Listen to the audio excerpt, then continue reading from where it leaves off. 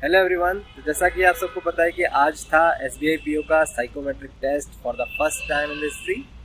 और अच्छा हुआ पेपर। और जो एक्साइटमेंट था, जो एक्सपेक्टेशंस थी, क्या एक्सपीरियंस रहा, वो सब मैं आपके साथ यहाँ शेयर करने वाला हूँ। और वहाँ एम्बियंस कैसा था, ऑफिसर्स क्या बोल रहे थे, बच्चों का क्या रिएक्शन था, एंड क्वेश्चंस कैसे थे, सेक्शंस क्या थे, कितना टाइम था, कितने नंबर ऑफ क्वेश्चंस थे, किस टाइप के क्वेश्चंस थे, पैटर्न क्या था अल्टीमेटली। तो वो मैं सब आपके साथ शेयर करूँगा। और मेरी हालत पे थोड़ा तरस खाइएगा, एक्चुअली मैं 2 दिन से कंटिन्यू ट्रैवल कर रहा हूँ, ठीक है। तो लुक समझ जाना, बस जो मैं बताना चाह रहा हूँ उस पर जाओ। एकदम थकावट है यार। बड़ोदरा से भोपाल, भोपाल से अभी फिर जा रहा हूँ बड़ोदरा। काफ़ी लंबा सफ़र हो जाता है, ठीक है। तो coming to the point, psychometric test. Psychometry मतलब हो गया कि आपकी बिहेवियरल, मानसिक स्थिति, दशा जो भी है उसका measurement. Metry means measurement. Okay, so that was the purpose. और इसके साथ ही पर्सनालिटी प्रोफाइलिंग कर रहे हैं, जैसे कि आप सबको पता है। और ये इंटरव्यू पैनल के सामने जाएगा कि ये कौन सी कैटेगरी में आता है, INFJ, ENFJ, TA, जो भी सारी कैटेगरीज होती है। अब ये कैसी प्रोफाइलिंग करते हैं ये मुझे नहीं पता अभी, लेकिन जो मैंने अपने प्रैक्टिस सेशन में टेस्ट दिए थे उनसे जो मेरी प्रोफाइलिंग बन के आई थी उनके बेसिस पे बता रहा हूँ। जो भी 16 पर्सनैलिटीज़ होती हैं, शायद वही ऐसा कुछ वो होना चाहिए, ठीक है।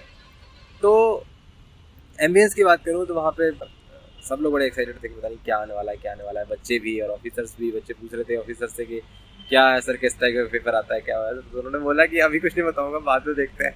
तो एग्ज़ाम के बाद फिर उनके साथ कुछ डिस्कशन भी हुए, तो काफ़ी टिप्स दे रहे थे इंटरव्यूज़ वगैरह के लिए। और हाँ, सब लोगों के लिए एक्सपीरियंस नया था, तो कोई कुछ बता ही नहीं पा रहा था ऐसा, ठीक है, क्योंकि बैंकिंग में फर्स्ट टाइम हो रहा था पीओ लेवल पे। तो हाँ, अब बताता हूँ कि टोटल नंबर ऑफ क्वेश्चंस कितने थे और टाइमिंग। 199 क्वेश्चंस थे, 199। टाइम था 90 minute, 5 minute hand writing sample के थे। और 4 सेक्शन थे इसमें। सेक्शन ए में आपके नंबर ऑफ क्वेश्चंस थे 23। इसमें हमको 2 ऑप्शन दिए गए थे, केवल 2। मतलब ऐसा था कि 2 स्टेटमेंट दिए हुए थे। मैं डिटेल अभी बताता हूँ। और जनरल चीज़ बताता हूँ कि इन्होंने बार बार रिपीटेटिवली उसमें लिखा था, चारों सेक्शनों में, ABCD में, कि आपको अपने बारे में बताना है, जो आपको लगता है, ना कि जो किसी और को लगना चाहिए कि आपको ऐसा लगता है। समझ रहे हैं आप? इस बात को रिपीट करके फिर से सुन लेना, ठीक है। तो आपको प्योर होना है, नेचुरल, ताकि कोई आपसे पूछे तो वही निकले जो हैं आप। सच झूठ बोलोगे पकड़े जाओगे आप इंटरव्यू में। इसीलिए पर्सनैलिटी प्रोफाइलिंग की जा रही है। उन्होंने बार बार कहा था कि नेगेटिव मार्किंग वाले कोई बात ही नहीं थी, ना यहाँ कुछ सही था ना गलत। There was no right and wrong, साफ साफ मेंशन था, there was no right and wrong. And आपको बस जो आपको सही लगता है वो ऑप्शन आपको चूज करना था, ठीक। तो सेक्शन 1 में जो हमसे पूछा गया था वो ये कि अच्छा, एक बात और, कि यहाँ पे लैंग्वेज का बड़ा इशू रहेगा जिन लोग हिंदी मीडियम के हैं। Why? Because the mode was strictly in English. Okay, no option of language interchange और selection was there. So Hindi वालों थोड़ी वोकेबलरी इंप्रूव करनी पड़ेगी और सेंटेंस आपको जल्दी से जल्दी पढ़ने पड़ेंगे, समझने पड़ेंगे, तब आप आंसर दे पाएंगे एसबीआई पीओ के लिए पर्टिकुलरली, ठीक है। ठीक है, फास्ट पढ़ना पड़ेगा, 199 क्वेश्चन होते हैं, और अगर आप ज़्यादा सोचे तो अटेम्प्ट नहीं कर पाएंगे। मेरा पेपर हो गया था 30 मिनट में, ठीक है। 30 to 35 मिनट्स में मैंने पेपर कर लिया था। तो सब ऑलमोस्ट पीपल कर ही लेते हैं, लेकिन मैंने फिर भी काफ़ी अवेयर रह के दिए हैं आंसर्स। देखते हैं, वही आपकी पर्सनैलिटी भी बताता है, अब जो भी उस प्रोफाइल में रिफ्लेक्ट होके आए। और एक्साइटिंग पार्ट ये भी रहेगा कि एसबीआई हमें हमारा रिजल्ट देता है कि नहीं। जैसे क्या होता है ना कि जो कॉर्पोरेट में जो कंपनीज होती हैं, HUL टाइप जो कंपनियां हैं, वो क्या करती है, ये टेस्ट लेती हैं और आपको एक आपकी खुद की प्रोफाइल भी जनरेट करके देती हैं कि एक्चुअली उस टेस्ट से आपकी क्या प्रोफाइल बन के निकलती है। जो कंपनी के पास पहुंची, उनके जो टेस्ट लेने वाले हैं वो कंपनी जनरेट करके आपको भी देती है। तो एसबीआई अगर हमें देता है तो बहुत अच्छी बात है, क्योंकि इस टेस्ट से कुछ तो हमारी प्रोफाइलिंग हुई होगी ना, ठीक है। तो coming to section A, section A consist of 23 questions, section 2 120 question, section B sorry, and then section C was only 10 questions, then section D was for 46 questions. So केवल सेक्शन A में options थे ऐसे कि 2 statement रहेंगे।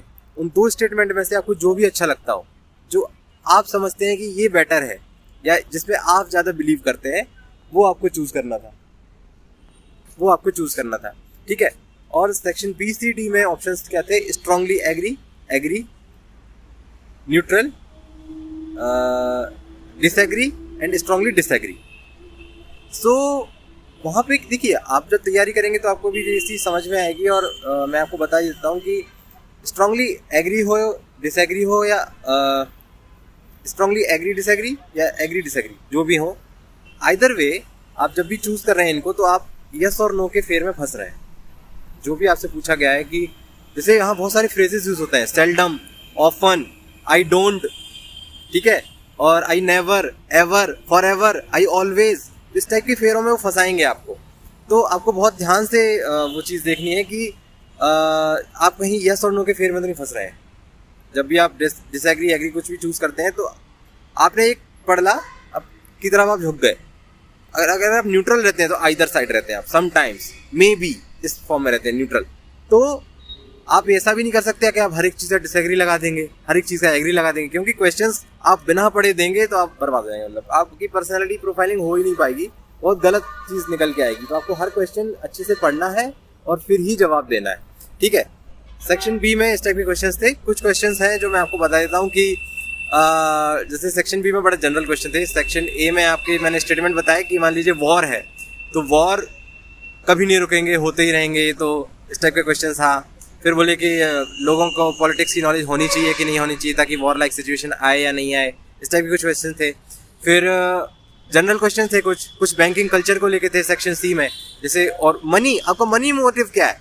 उन्होंने एक question था कि आपको कोई बहुत ज़्यादा पैसा ऑफर कर रहा है तो आप क्या करेंगे। फिर आपको पास नकली पैसा छापने की मशीन है, बहुत पैसा आप छाप सकते हैं और लेके जा सकते हैं, और आपको ये पता है कि कोई आपको देख नहीं रहा, तब आप क्या करेंगे।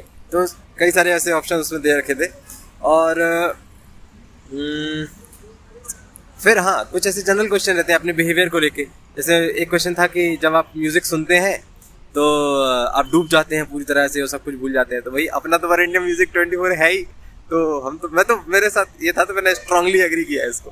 फिर कुछ थे कि आपको आर्टिस्टिक चीज़ें और एस्थेटिक्स में जो कला है और जो सुंदरता की चीज़ें होती हैं, उन सब में आपको इंटरेस्ट आता है कि नहीं आता, कितना आता है, तो वो आपको उस लेवल पर बताना था। फिर एक क्वेश्चन था कि आपको डांस देखने में कैसा लगता है, आप डांस किस टाइप का डांस देखते हैं, तो उसमें कुछ था, मतलब रिलेटेड इस टाइप का क्वेश्चन था। नेचुरल ब्यूटी, नेचर से आप किस तरीके से कनेक्टेड हैं, ऐसे भी कुछ क्वेश्चंस थे, ठीक है। और ये अभी आप पार्ट 1 समझिए, मैं पार्ट 2 क्वेश्चंस रिकॉल करके वो पार्ट 2 बनाता हूँ और आपके साथ शेयर करता हूँ।